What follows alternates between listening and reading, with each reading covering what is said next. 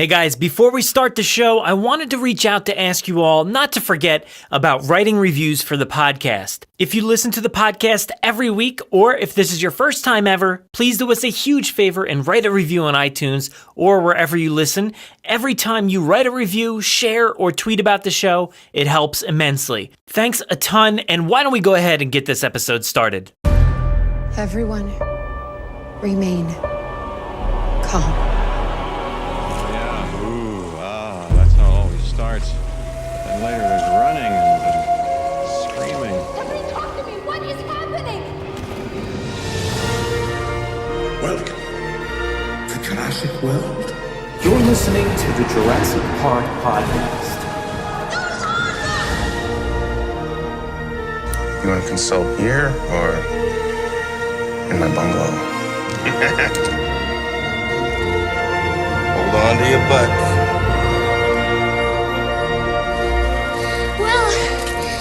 We're back. Hello and welcome to the 107th episode of the Jurassic Park Podcast. I'm your host, Brad Jost, and we're here to discuss all things Jurassic Park. In this episode, of course, we have some news to look at and an anniversary and birthday to go over, and then we'll make our trip out to Site B with Aaron Beyer and get another tour of Hawaii after Aaron's recent trip down there. He'll let us know what he saw and, of course, give everybody some advice for anybody making a trip out there themselves. But before we start the show, I wanted to give you a heads up on a new section on the website. Our show has been expanding so much recently that we decided that every segment deserves some recognition on our website. So we now have a segments tab in the navigation that you can click through to a page giving you information on each segment that we offer. You can also click through to find each episode showcasing those specific segments. So it's a nice tool to use if you're in the mood for revisiting an Amber Finds, a Chaos Theory segment, or a Jurassic Pop quiz, among all the others. So please go ahead to JurassicParkPodcast.com, find the segment tab up in the top, and click through to find every segment. It's another packed episode, so let's get things started off with a bit of Jurassic news from around the world. 18 minutes and your company catches up on 10 years of research. Access me, program. Access me, security. These pictures were taken in hospital in Costa Rica 48 hours ago. I don't want to jump to any conclusions, but look. Boy, we hate being right all the time. Today, I guarantee it. Just before the weekend, the team at Jurassic Explore, the upcoming fan-created game revolving around Issanubar and the Jurassic World setting, released a tour video of the newest details and aspects of that park. It's also been announced that they are releasing a trophy viewer with 20 different things found throughout the park that you can view and analyze in great detail. That trophy viewer will be released on July 28th. Then in December of this year, the full playable game will be released. It's been amazing to watch the progress of this game, and we've certainly discussed it a few times with the creator Michael Pierce over the years, so the day is almost here when we can fully enjoy this game. In the show notes, you'll find our post of the tour video, along with the trailer and a playthrough video. You'll even hear yours truly doing the voiceover for the tour, so go check it out.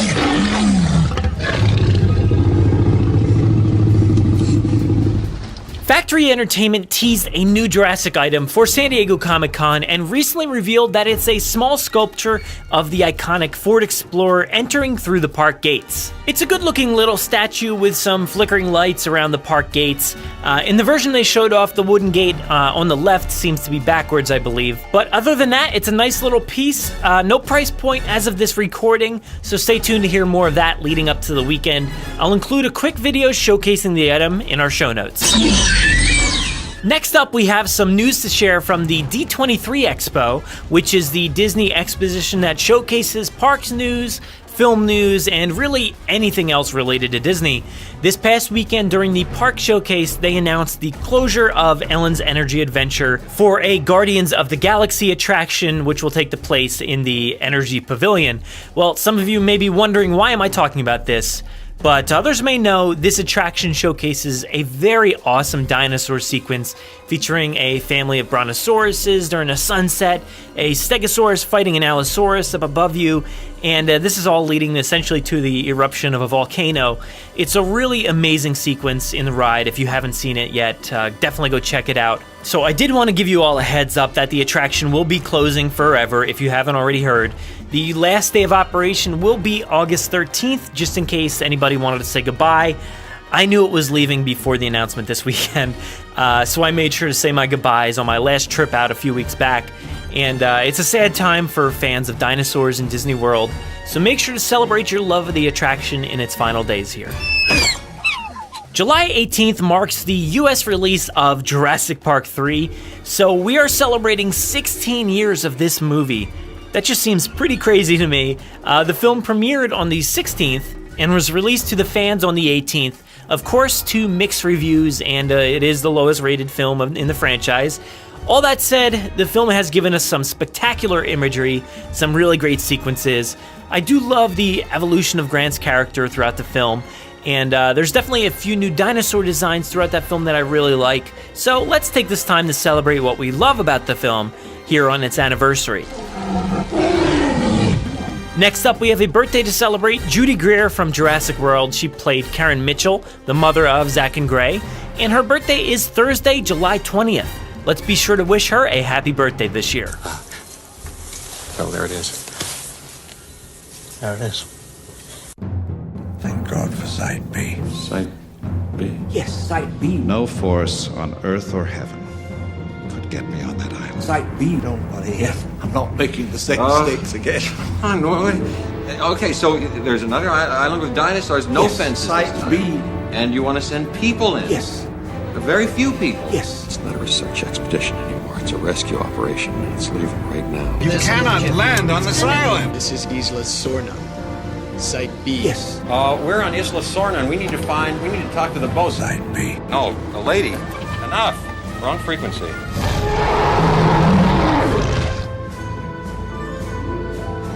Today, here in our Site B segment, we wanted to actually give you another little taste of how awesome the islands of Hawaii, I guess, are in real life, how they compare to the movies.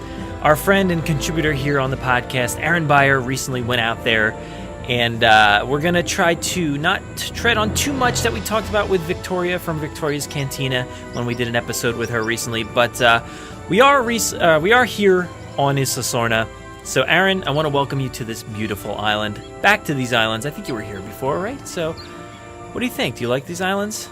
I do like these islands. How's it going, Brad? How's it going, Jurassic fans? It's good. But I'm a little hot. It's like sweaty over here, but... Well, Sorna is so just... It's smoky and dark, and it's just really warm, so... Yeah, I don't know what it is, but we're here to look at the islands of Hawaii, not Sorna. That's a different place completely. That's more like redwood foresty and stuff like that. So, I guess, why don't we talk about your trip a little bit? You must have had a good time, right? Yeah, so the trip we've been planning, probably started planning it a couple years ago. I went with my wife and her family out to Oahu, and we stayed at the Disney Aulani Resort out there.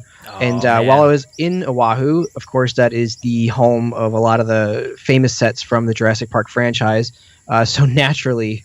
that was one of the first stops we had to make. Was I believe it's Kaulua Ranch. I know I'm butchering that, and I know I should know it, but yeah. So we went out to that ranch and took the tour and got to see a lot of the Jurassic Park stuff, and then we hopped over to the main island of Hawaii at the end of our trip, and I can go into a little bit of detail about that later. Yeah. Yeah, actually, I do. I want to find out about that Disney area because I've heard a lot of really great things about it. How is it over there? It's great. My wife's family is part of the Disney Vacation Club, so yes. Yeah, they get to experience a lot of really cool places. This was particularly I think it's a points based system or something like that. So they had saved up a bunch of points to kind of get the family out there.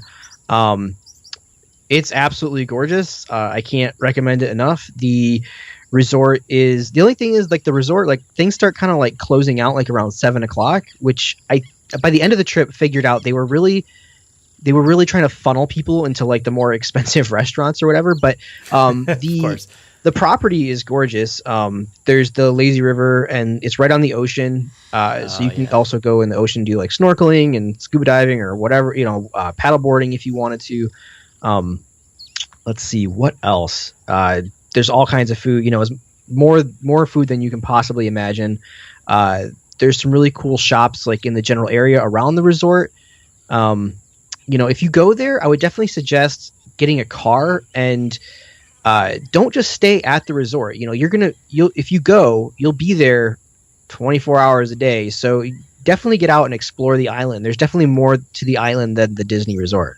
Yeah, that's always a flaw kind of about all inclusives is like you almost don't want to leave, but there is so much to see outside of an all inclusive resort or anything like that. Whether you're going to Hawaii or Cancun or Dominican or something like that, there's always something more to see. And I always tell everybody, go do excursions, other things like that. And I actually view these podcasts because we did that one with Victoria. And it's a way because like people that listen to this podcast will certainly make like the pilgrimage out to these Jurassic Park sites and other places in Hawaii. So it's kind of like a good journal for everybody to kind of get some ideas and figure out what they want to do. So that place sounds amazing. And I'm a huge Disney fan, so I really need to go out there sometime. Yeah, if you can get out there for sure, take advantage of the Disney hotel. If you can, I'm pretty sure. I didn't necessarily, because it was Vacation Club, I didn't specifically pay for the room, but I'm pretty sure that hotel is pretty pricey. So, sure. Yeah. So, but other than that, really the only hindrance is it's weird because, you should get out and explore the island, but the parking was like, there was like a daily fee if you weren't a Disney Vacation Club member. And I can definitely see like people parking there. And if you don't leave, you don't get like another daily charge. So it's like a maximum like time parking. And it's like, well, no wonder people don't leave because they don't want to come back and like have to pay like another round of parking. But we rented Jeep Wranglers, which nice. To me, that's like heaven, right? Like I'm in a Jeep Wrangler driving around Jurassic Park sets, or at least environment kind of stuff. So absolutely beautiful island of Oahu. Couldn't recommend it enough. All right, so obviously Lonnie is really cool. Obviously it's great. But everybody listening wants to hear about the Jurassic Park stuff. So let's talk about you seeing the stuff that we're all really jealous about right now. Yeah, so the ranch is really cool. There's a ton of sets there, and as the movies continue to go, I can't imagine that there won't be more. I actually did get a chance to see some stuff that I probably wasn't meant to see. But if anybody is planning one of these tours, you should know when they're shooting movies there, we were told that they're not actually allowed to stop the tours. Filming at the ranch is, considered kind of like a privilege, even though they pay. They're not allowed to stop the tours because when tourists come and they schedule, they want to see these sets. So if you're planning on it and you're worried that you're not going to get to see something, don't worry. They take you to every set they can possibly get you to. And we started off checking out where the helipad was in Jurassic World, which is really just a dead-looking lake, honestly. It's a lake with some trees around it, and then all the rest was added in digitally. And we actually got to stand where the helicopter landed at the command center in Jurassic World. Wasn't that like on a hill or something? Yeah, so it's like up on the top of the hill, and then it like looks down. So like when the T-Rex roars, like at the visitor center, there's like the lake where the mosasaur lives. Yeah, that lake is real, and then everything that you see around it is added in by computers. So the visitor center and the mosasaur like stadium and all that stuff is added in later. Color corrections and whatnot that they do to help that, but it's pretty. I'm not gonna say it was underwhelming because it's Jurassic World, but okay, some like this lake that doesn't even look like this anymore in the movie. Sure, let's move on, right? So the next stop we took was to the Indominus paddock, and what's neat about the Indominus paddock is that they still have the two walls up, and there is the door. It says like Jurassic World at the top, but they let you go up into the viewing center, and our tour guide Chris. let us take like photos that kind of like were similar to what you would see in the movie. So he took a photo of like my wife and I from behind us looking into the paddock, and then we all got to like take photos with our hands like in the scratches and kind of run our hands through those like Chris Pratt does in the film. Nice. What was the condition like? Was it looking pretty good? Because I remember a few months ago or however long, it looked pretty poor. It didn't look like it was being maintained or anything like that. It just looked kind of like run down. So is it looking a little bit better now? It looked pretty poor. One thing he did say on the tour was that, let's put it this way. It looked like an old set, but the ranch is actually interested in keeping it maintained because they feel like it's a big draw to keep it there. Oh, yeah. So while I don't think it's ever going to look movie like ready again, it's definitely always going to be there. They particularly want to maintain it because people want to come and see that. What he did say was that they were fixing it up for future uses. So take from that whatever you want. But when I was there, it was a little bit under construction. Mm-hmm.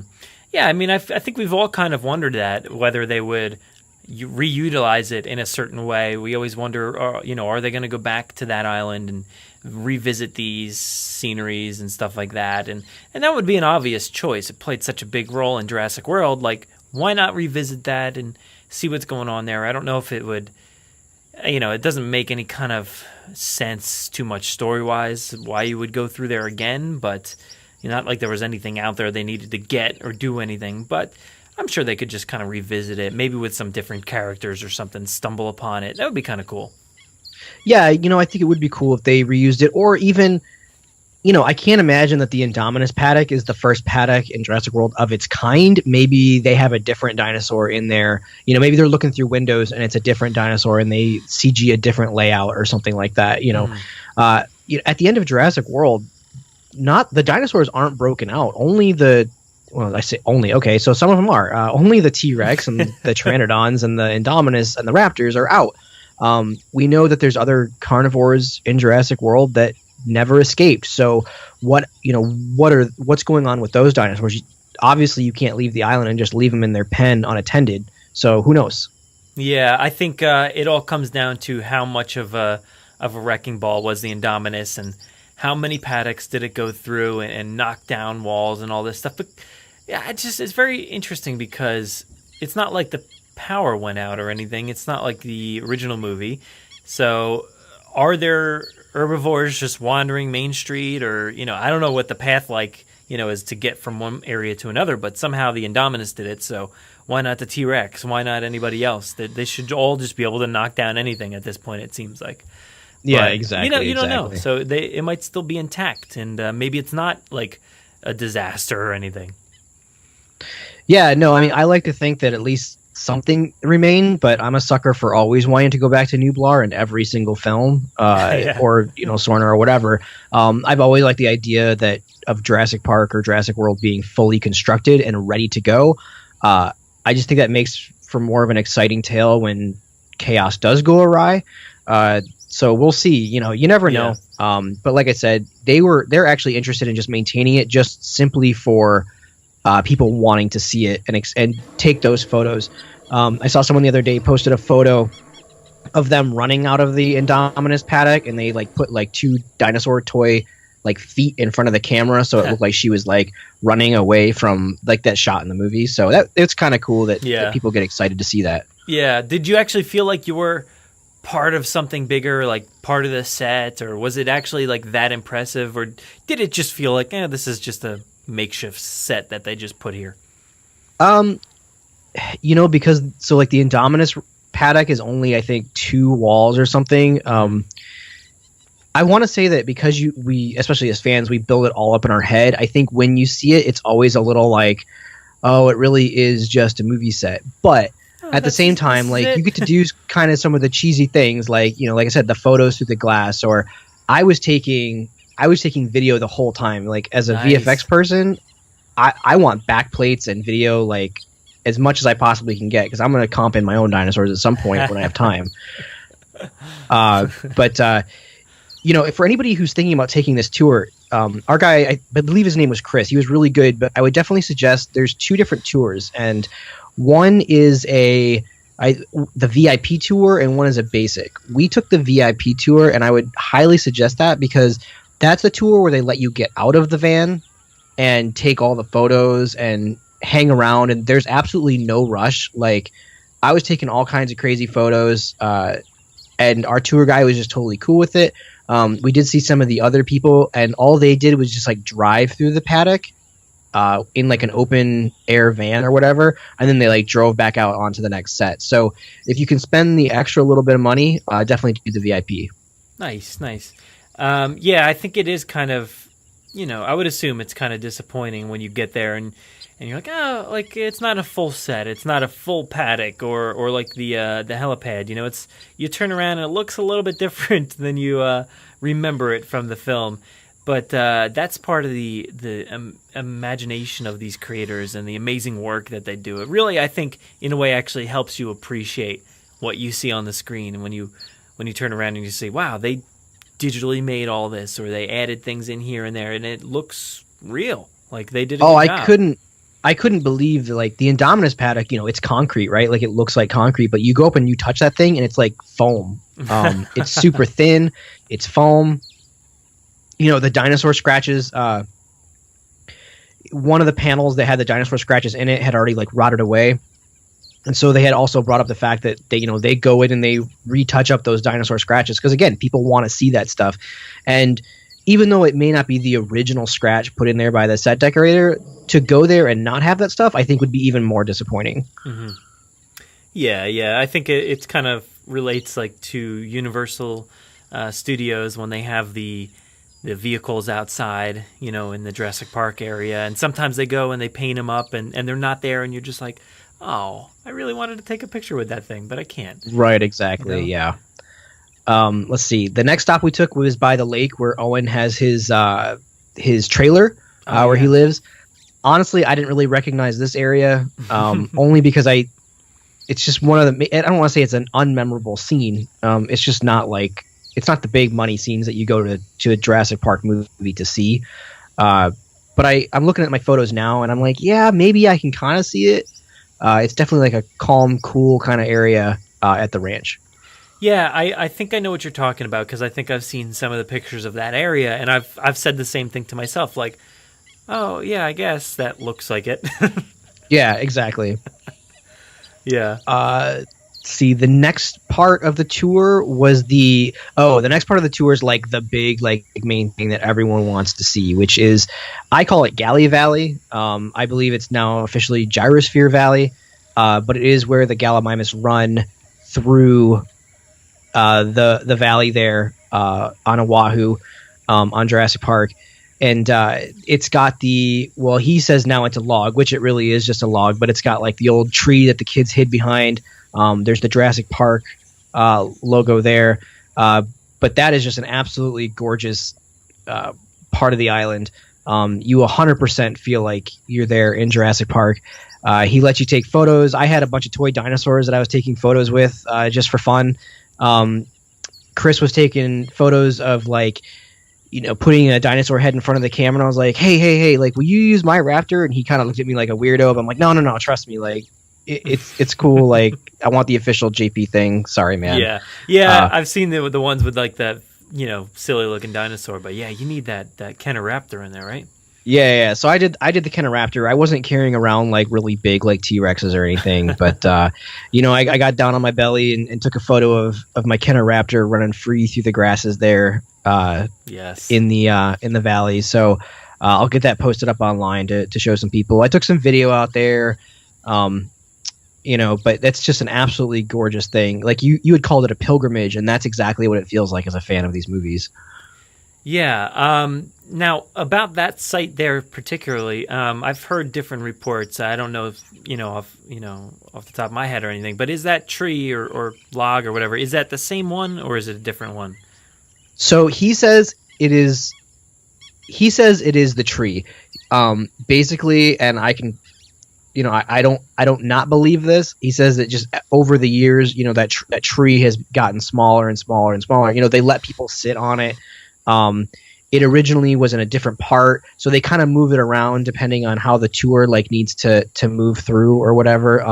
The plaque is always like right now. I think where it is probably where it's going to be for quite some time. But he said they get like 89 inches of rain, so erosion is a pretty big thing, and that tree is dead, right? So every time it rains, that tree rots away a little bit more. So if people don't think it's the tree, it might just be because it's not as big as it was 25 years ago.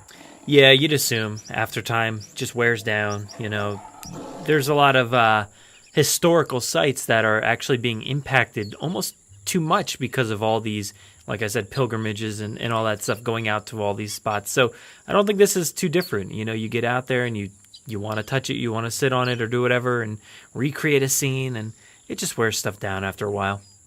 Yeah, at the end of the day, they are a working, operating cattle ranch. So, they have animals that like to rub up against these things and eat around them and walk around them. He told a story.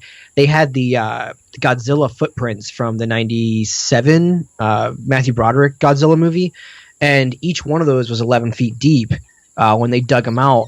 And they were like, okay, well, like, let's leave them. Like, people will want to see these things. And I guess one night, like, some cows had like fallen into the 11-foot like Godzilla footprint or whatever, and like broken some limbs. Oh, no. And so they actually had to like fill some of that stuff in. So those footprints are no longer nearly as deep or big. But after so many years of rain and erosion and animals moving through them, they barely look like dinosaur footprints at this point. They're kind of round. They look more like Barney footprints than they do like Godzilla footprints. If that makes any sense. Yeah. But yeah, it's a crazy cool set to check out. So if anybody gets out there, it's definitely worth checking out. Nice. All right. So what's next? So the next thing we did was this was my absolute favorite. I mean, the valley where the Gallimimus run through, hands down, like a classic. But my favorite has got to be the next stop we did, which was the Gyrosphere Pavilion, where like the line queue is in the movie. And the only reason I say that that's my absolute favorite is because you can stand on that pavilion and you can look down into that valley, and it looks straight out of, definitely out of Jurassic World. But you can see that mountain. You can see straight clear through to the ocean. It's absolutely beautiful up there. I got some photos, up there with my wife and the family.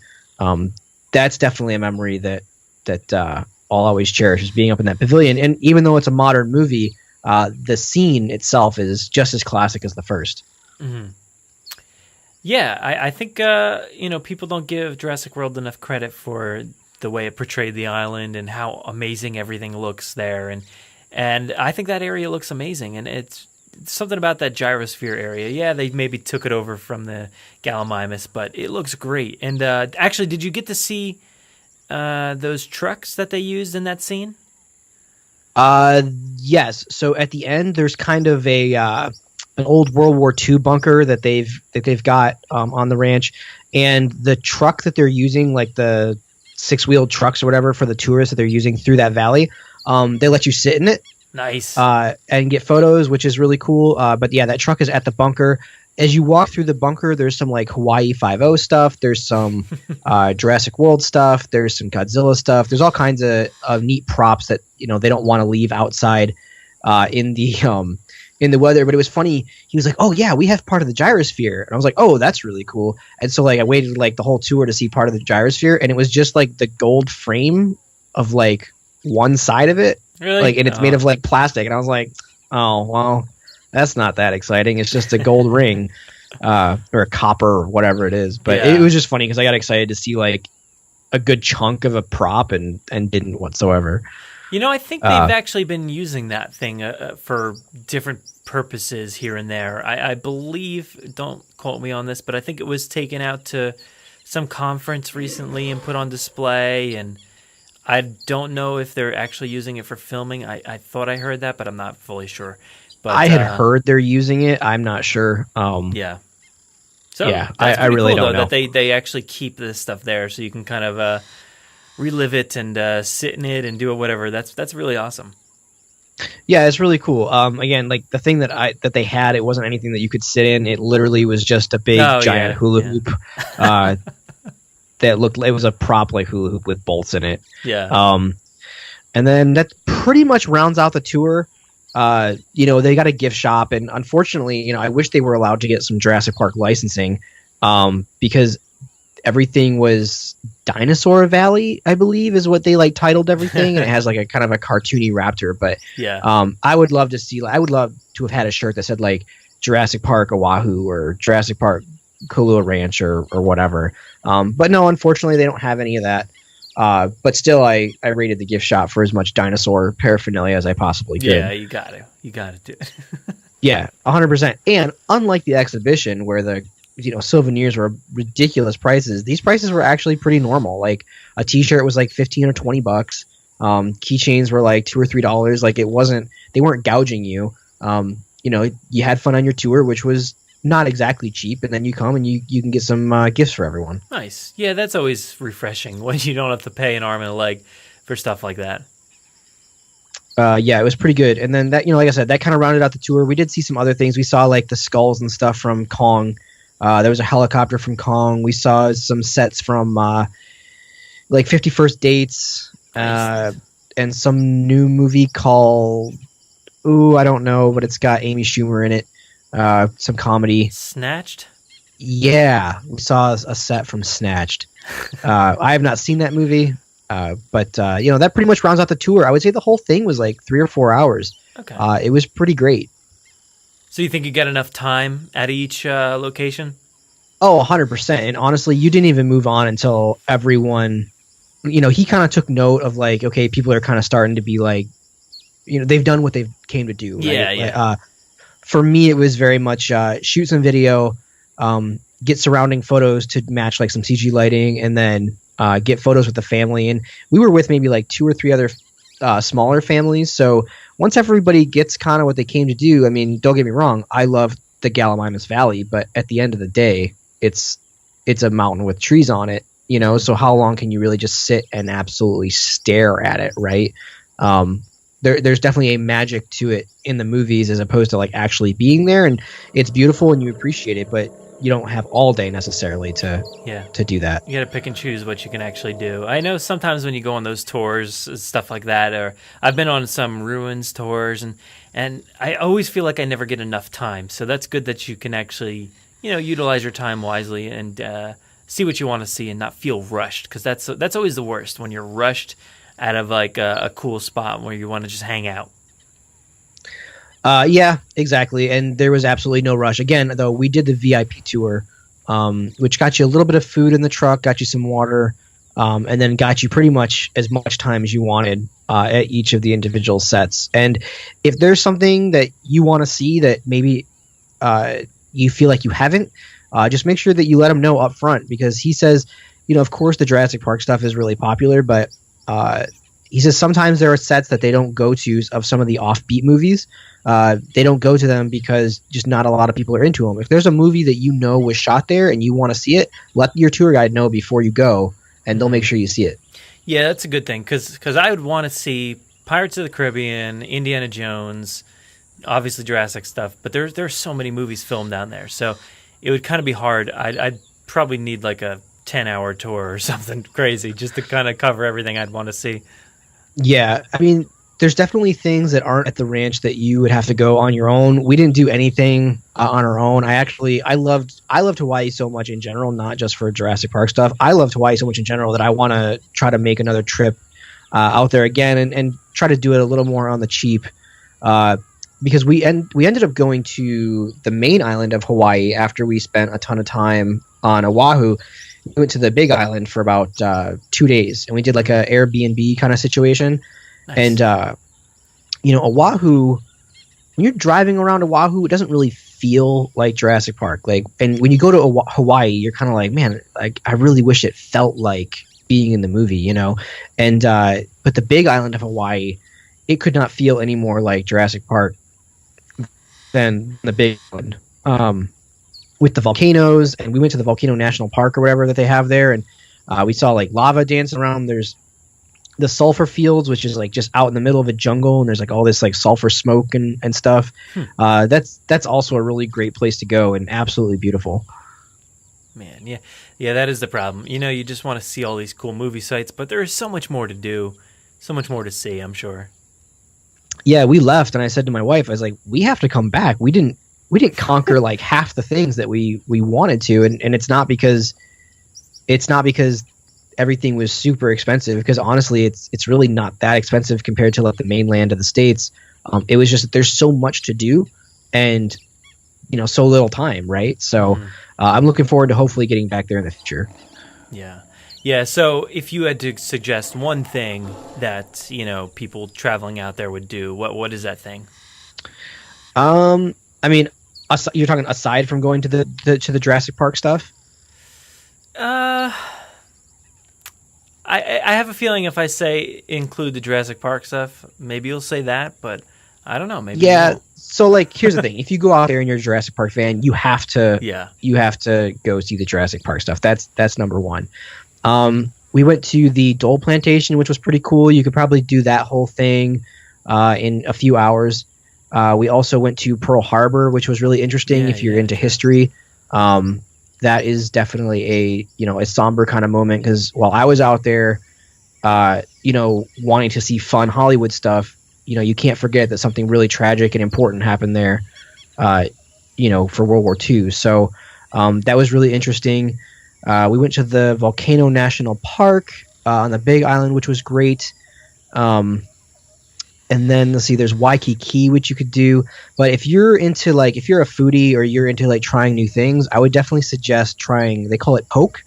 It's essentially just sushi without the wrapping.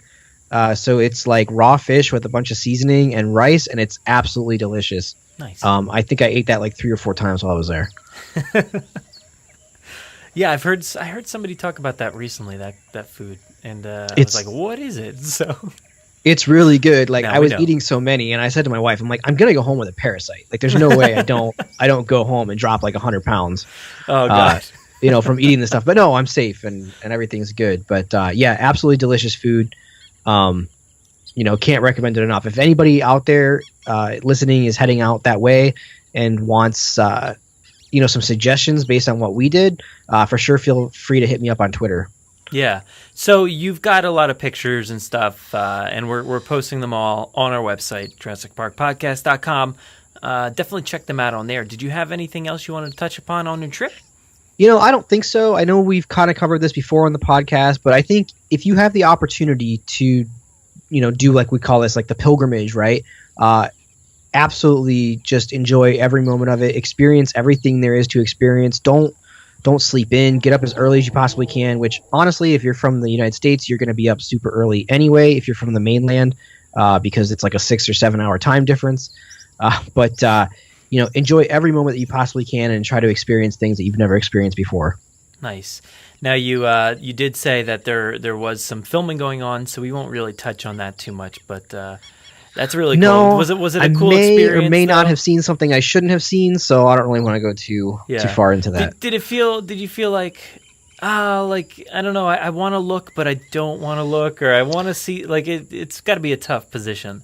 So I saw 2 things, and the one thing I saw out of the corner of my eye as we passed it, and it was in a box truck, and I couldn't quite make out. I'm pretty sure I know what it is. Yeah. But I couldn't confirm or exactly what I saw. And the other thing I saw was so far off in the distance that honestly, even like taking a photo of it didn't even seem that important, because once the movie comes out, we'll have high res photos of it up close, I'm sure. Yeah. Yeah, that's the trouble with filming, I think, out in that area, is you drive by stuff, you see it in a distance, you see stuff literally like on the road next to you. Like, it's very tough to kind of hide, I guess, when you're out there. And like the valley itself is wide open at times, and you can just straight up see everything. Yeah, if you follow, is it Real News Hawaii or Real Tours Hawaii? Mm-hmm. They post a lot of like kind of spoiler images. So if you guys are into wanting to see that, definitely go check that out. I follow them, not because I'm into spoilers, but because I had followed them before they were posting a ton of spoilers. And so now I just don't want to unfollow them. But if you're into wanting the behind the scenes of, wow, we can call it by its official title now of Fallen Kingdom, definitely check out that page. Yeah, I can't wait to get everything posted up. And like I said, man, before, it's so humid out here. Can we, is there an air conditioning on Sorna, or is it the geothermal power? Can we get somebody working on that? Yeah, so it's just the geothermal, but the problem is it hasn't been started in 20 years. Yeah, so, I don't know if I trust that per se. I don't know anything about it first off, so. Last time I heard of anything in this area, it was a raptor. It was like a raptor-like nest, so we should maybe jet. Yeah. All right, I'm gonna call in the chopper. So let's get off this island. What do you say? 100% sounds great. All right, peace. Have a good one.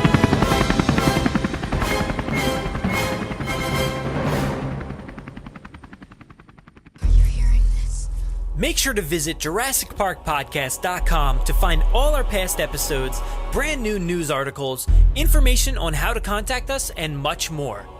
It's a great source for everything related to the podcast and, of course, Jurassic Park and Jurassic World. Head to JurassicParkPodcast.com and help us build a great community. Anybody hear that?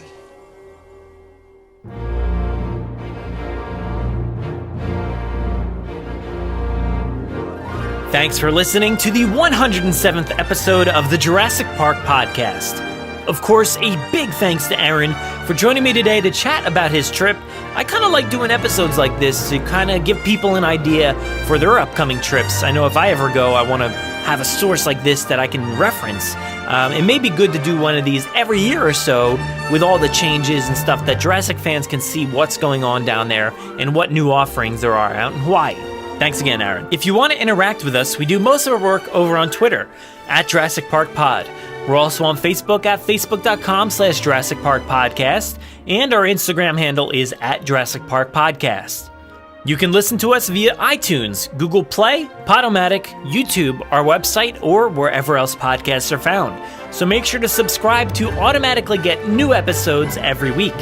If you haven't already, please give us a 5-star review on iTunes or a great review wherever you listen to the podcast.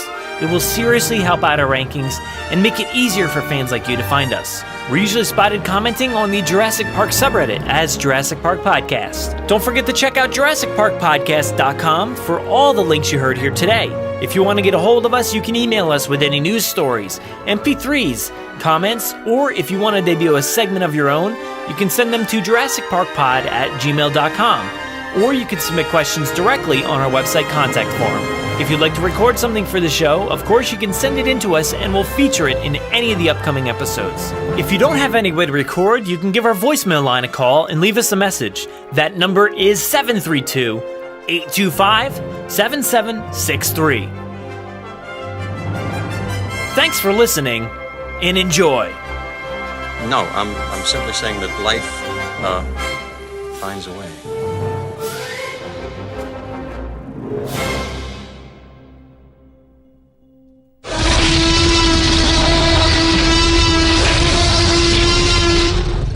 "5 minutes. Drop what you're doing and leave now."